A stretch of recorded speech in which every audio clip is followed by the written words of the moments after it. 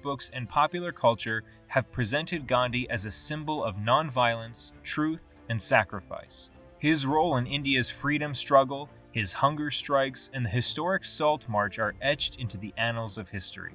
Like all histories, there are multiple sides to the story, layers often glossed over or simply omitted. What if the story isn't as simple as it seems? What if behind the revered image lies a series of controversies, contradictions, and criticisms? Why did haloed Mahatma share a bed with young women? Today, we're diving deep, past the textbooks and beyond the praise, to uncover the ugly truth about Gandhi. Welcome to Pastflix, the man behind the legend. Before the Mahatma title, before the iconic speeches, before the grand marches, there was a boy named Mohandas. Born in the small coastal town of Porbandar in 1869, Mohandas Karamchand Gandhi was neither born with a silver spoon nor destined for greatness by birthright. Instead, his foundation was that of modesty. The son of Karamchand Gandhi, a regional chief minister, and Pudli Bai, a devoutly religious woman, young Mohandas's upbringing was a medley of tradition, authority, and deep spiritual values. As a teenager, Gandhi was shockingly quite an ordinary rebellious youth. He once admitted to tasting meat, a taboo for the traditional Vaishnava community he hailed from. However, a significant pivot came in 1888. Gandhi set sail for London. Now, imagine this: a shy, small-town boy navigating the vast, bustling streets of Victorian London. Here, he aimed to become a barrister. But London did more than just teach him law. It introduced him to a world of philosophy, literature, and more. After his London adventures, destiny flung him into South Africa in 1893 instead of returning to India. What was supposed to be a brief stint turned into a 21-year journey. In the heart of racial prejudice and brutal apartheid, Gandhi didn't just see the horror of discrimination, he felt it. A particularly jarring incident was when he was thrown off the train at Pietermaritzburg for refusing to leave the first-class compartment, a space not meant for people of color. This humiliation was not just a personal insult, but a transformative moment. Gandhi's racial views in South Africa.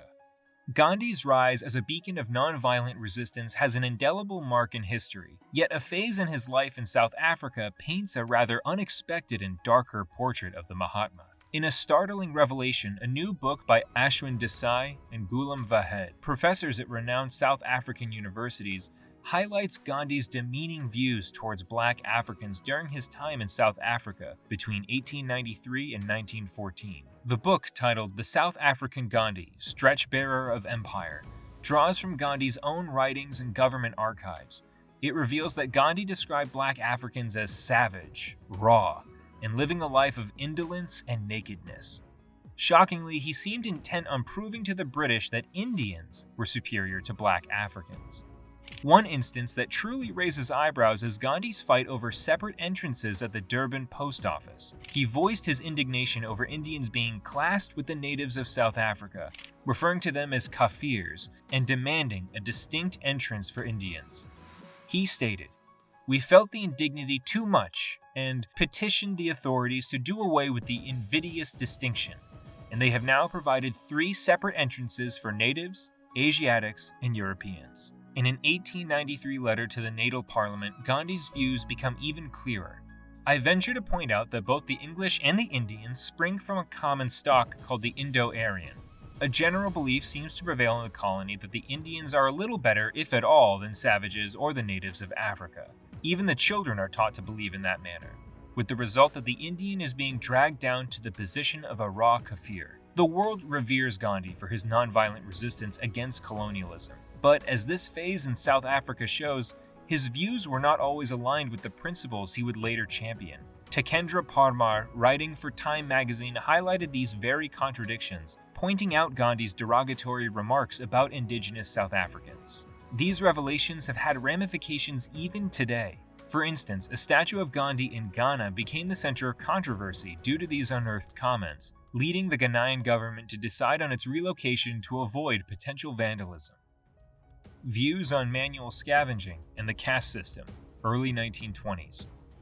Diving deeper into Gandhi's socio-political ideology, His perspectives on the caste system and manual scavenging emerge as intriguing facets. While he was a fierce opponent of untouchability, advocating ardently for the rights of the Harijans, his stance on the broader caste system was nuanced. Unlike many of his contemporaries, Gandhi didn't call for the outright dismantling of the caste system. Instead, he envisaged its transformation from within, preserving certain aspects he believed to be fundamental to Hindu society. He once remarked, "I believe that Hindu society has been able to stand. It is because it is founded on the caste system. To destroy the caste system and adopt the Western European social system means that Hindus must give up the principle of hereditary occupation, which is the soul of the caste system." This perspective positioned him at odds with stalwarts like Dr. B.R. Ambedkar, who vehemently argued for the complete eradication of the caste structure. The tension between these viewpoints underscores the multifaceted debates of that era and the diverse solutions envisioned by its leaders. Fasting and political leverage, 1930s to 1940s. Moving into the 1930s and 40s, Gandhi's unique method of political resistance evolved, with fasting becoming one of his most recognized and at times contentious tools. While the world often saw his hunger strikes as potent symbols of nonviolence and moral strength, not everyone was in awe. Many contemporaries saw his fast as a form of emotional blackmail, pushing political agendas not through debate, but through self-imposed suffering. Among his notable detractors was Winston Churchill, who held little back in expressing his disdain, referring to Gandhi as a half-naked fakir. Churchill once remarked that Gandhi ought to be laid, bound hand and foot at the gates of Delhi, and then trampled on by an enormous elephant with the new viceroy seated on its back. Gandhi and women's rights. Gandhi's stance on women's rights was multifaceted. He ardently supported their involvement in India's fight for independence, famously asserting, "To call woman the weaker sex is a libel. It is man's injustice to woman." This showcased his resistance to the prevalent patriarchal norms. Yet his traditional perspective also emerged in his writings. He often envisioned women primarily in domestic roles, emphasizing virtues like patience and sacrifice. He believed women's strengths lay in their capacity for self-sacrifice and endurance. On marital relations, he described a wife as not a slave of the husband, but his comrade. However, such views also subtly reinforced that a woman's primary identity was as a wife and mother. Moreover, Gandhi's opinions on birth control reflected his broader ideals on self-restraint, viewing contraceptives as a sign of moral decay. Speaking about the role of women, he once stated, "Woman is the companion of man, gifted with equal mental capacities. She has the right to participate in the minutest details in the activities of a man, and she has an equal right of freedom and liberty with him." Gandhi and World War II. Gandhi's stance during the World Wars consistently echoed his overarching principle of nonviolence. During World War I, despite his pacifist leanings, he saw an opportunity for India. By supporting the British war effort, he believed that India would be in a favorable position for negotiations for self-rule post-war. He once noted, "To bring about such a state of things, we should have the ability to defend ourselves. That is, the ability to bear arms and to use them. If we want to learn the use of arms with the greatest possible dispatch, it is our duty to enlist ourselves in the army." However, by the time World War II erupted, Gandhi's strategy had evolved. In 1942, at the height of the war, he initiated the Quit India movement, demanding an immediate end to British rule. His logic was grounded in the belief that a non-violent mass movement during a global conflict would cripple the British Empire's morale and administrative capacities in India. He famously proclaimed, "Here is a mantra, a short one that I give you. You may imprint it on your hearts and let every breath of yours give expression to it. The mantra is, do or die." While his intentions were grounded in securing freedom for India, many contemporaries and critics argued that such a movement during a pivotal point in the global war scenario could jeopardize the Allies' efforts against the Axis powers. They believed his tactics placed undue stress on Britain, when global unity against fascism was paramount. Gandhi's sexuality and experiments. Gandhi's personal life has, in recent years, been another area of intense scrutiny. Many stories about the Mahatma have remained in shadows for decades, only recently coming to light. Even Richard Attenborough's famous biopic chose to steer clear of certain episodes in his life. In the later years of his life, particularly after the demise of his wife Katsurba in 1944, Gandhi took to sharing his bed with young, naked women.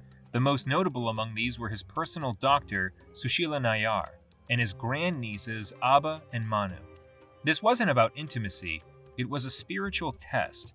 By resisting any arousal, he aimed to master Brahmacharya, a Hindu concept of celibate self-control. What might lead a man to such extremes, one might wonder? A key reason lies in Gandhi's guilt over a traumatic memory. As a young husband of 16, Gandhi had left his ailing father's side to be intimate with his wife, only later to find out his father passed away during that period. This event seemingly cemented his association of lust with wrongdoing. Lust, in his view, was a force to be vanquished. Such was his aversion to it that he believed in sex solely for procreation, never for pleasure, a sentiment that even Jawaharlal Nehru, his close political ally, found unsettling. However, his practices during 1946 to 47 caused unrest within his close circle. Two of his assistants resigned in disapproval upon discovering his bed sharing with 19-year-old Manu. Although the Indian media maintained silence, this period became a subject of muted whispers. Gandhi later expressed regret for not being open about these experiments. This is Pastflix, and we'll see you next time.